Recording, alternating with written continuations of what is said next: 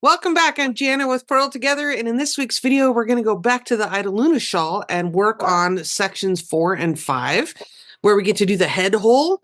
And the shawl is going to change shape a little bit. So read the notes carefully on section 4.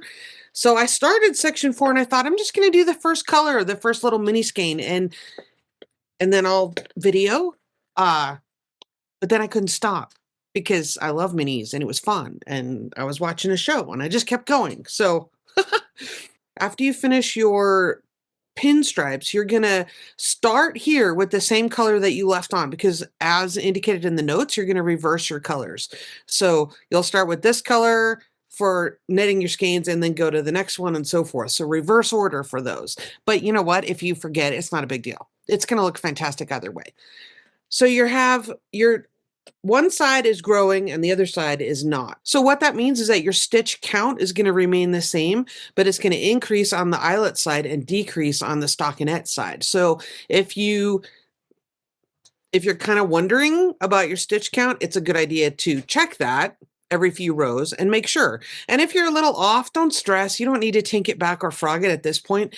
Like I was a little bit off and I needed a couple extra stitches on this side, so I just made another yarn over before the central double decrease right here. I just did another yo. Not a big deal.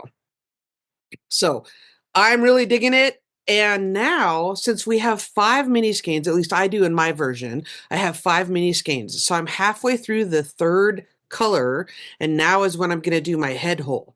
So your mileage may vary, your yardage might be the same. Mine's turning out to be just like the photos in the pattern, where I have I have 4 sets of eyelets. So I've been through that 1 through 6 row repeat 4 times, and now after the second time through rows 1 through 6, I'm ready to do the head hole. But I'm really digging it. I'm loving my colors. So the head hole is a fantastic invention. And I have another shawl that's been in progress for, dare I say, over a year. And I might actually add a head hole to that one because I'm not quite halfway through. So it's such a simple concept. I can't believe I hadn't thought of it before or found a pattern. Anyway, well done, Kelly. Brilliant. So before I head in there real quick, I want to give a big shout out and a thank you to 2 new patrons in the last week or so. First, thank you so much to Susan from Texas and also from Gail from California. Thanks for joining me over at patreon.com/PURLTogether. So that's fantastic. I couldn't bring these videos to you each and every week without support from my patrons. So thank you so much. We need to determine where we're going to put the head hole, and I'm just going to follow the suggestion in the pattern. So I have a couple of pear-shaped removable stitch markers here so that I don't have to, transfer all my stitches onto one needle and then go back. So I'm just going to count over from the center 20 stitches from the center marker. And I'm going to put in this pear-shaped stitch marker here. Okay. So that's easy enough to just put that right there on the cable. And then from there, I'm going to count over another 45. So that's going to be the width of the head hole. And you can adjust that. That's supposed to fit approximately, a regular size adult head. You can adjust that if you have a larger or smaller head. I'm just going to go with what the pattern recommends, because I think 22 inches is fine, and that will fit me just fine.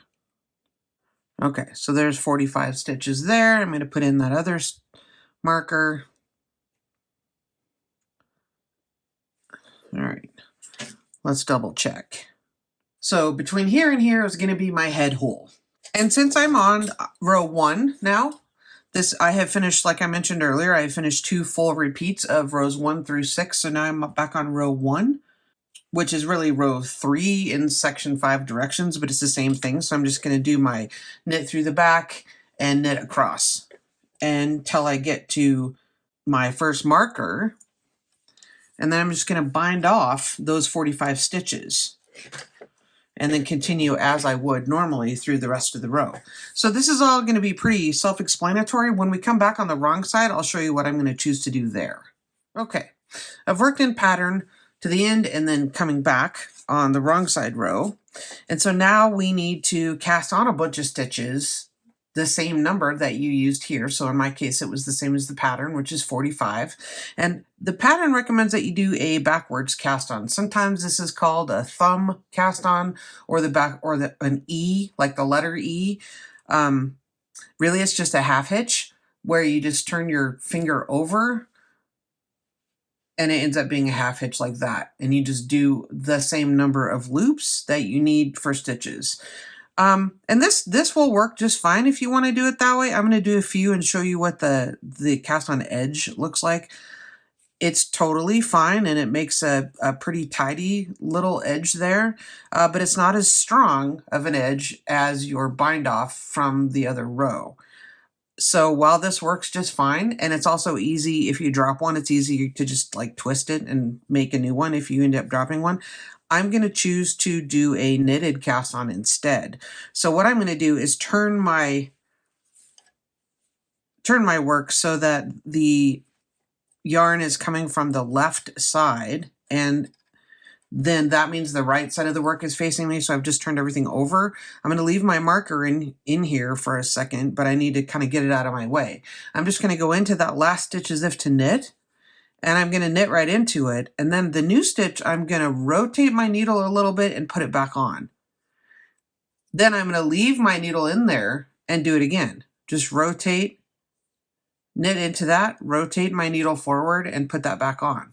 Let me zoom in a little bit and show you that more closely. So I'm going to go into that stitch as if to knit, and I am in fact going to knit into it and then rotate my needle and put that back on. I just leave my needle in and do the next one and carry on doing these. If you drop your needle like I just did, it's no big deal.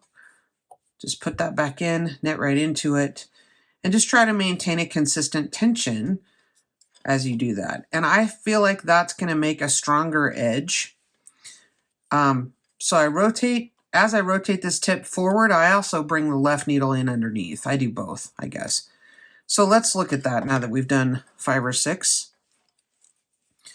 Yeah, that is a little bit of a stronger edge than just the twist. You could also do a cable cast on if you'd rather do that. So you do what you prefer for that. And I've put a marker here so I can easily count back how many I've done, because we want the same number that we did on this other side. Okay, I finished casting on all 45 stitches, and I'm going to make sure that my cast on edge is straight and nothing is twisted. Like, I don't want this to be curled around all the way and have a spiral effect going with my cast on edge. So make sure everything is straight, and then turn your work back over and place a marker so that way we can continue knitting. We want to continue knitting on the other side like we were, because we're just providing the top part of the head hole. All right, so here's what this is going to look like. I have my cast on, I have my bind off, I have these stitches I just cast on that will match up with this, and then I'm just going to put a marker here. Now I'm going to join back up with my other needle here and close the head hole. So when you join back up, you don't want your join to be really loose, so I'm gonna knit that first stitch and give it a good little tug and make sure that the second one on here is pretty tight as well, so I don't end up having a tension gap, an issue, between the stitches here. So I'm just gonna, and also I'll probably snug up the third one pretty well, and then just carry on knitting to the end of the row. And I'm on the wrong side now, mind you. I did turn my work to do my cast on, knitted cast on, but now I'm on the wrong side, so I don't want to forget my yarn over at the end of the row. The astute among you will notice that I switched back to metal needles. I was using the wooden ones for my Lantern Moon needles, but I changed back because I got enough stitches on here that everything was really bunchy, and the cord that I have for those needles is not as long. I wanted to be able to spread out my work to show you for this video, and I don't know if I'll switch back or not. But be aware that when you do that, when you switch from wood to metal or vice versa, that it will possibly change your tension because you knit a little differently with each type of material, even if it doesn't seem readily apparent. Okay, I hope you find these tips helpful. The only other thing I wanted to clarify is about the head hole. The pattern recommends that you begin the head hole process after row 2. I did it on row 1. And the reason I did that is because I wanted to have a couple rows between the top edge of the head hole and the eyelet row. If you do it the way the pattern says, which is totally fine, you will have the eyelets appear much closer to the edge. And there's nothing wrong with that. It's just personal preference. So either way, I mean, in the end, it really doesn't matter that much. It was just a choice I made. And yeah. So that's going to be the only difference. If you do it like the pattern says, your eyelets will be a little closer to the edge. So no big deal either way. Anyway, all right. So now we're just going to carry on with the rest of the minis. And then section 7 is, I believe, just the doing more garter stitch with the main color if you have some left.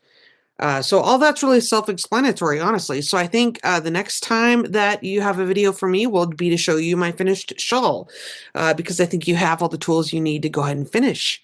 So I'm excited. I'm going to put up a knit along grand prize in my Ravelry group. So if you're following along and you have a finished shawl that you want to post, you'll be entered into a drawing to win the grand prize if you post over in my Ravelry group.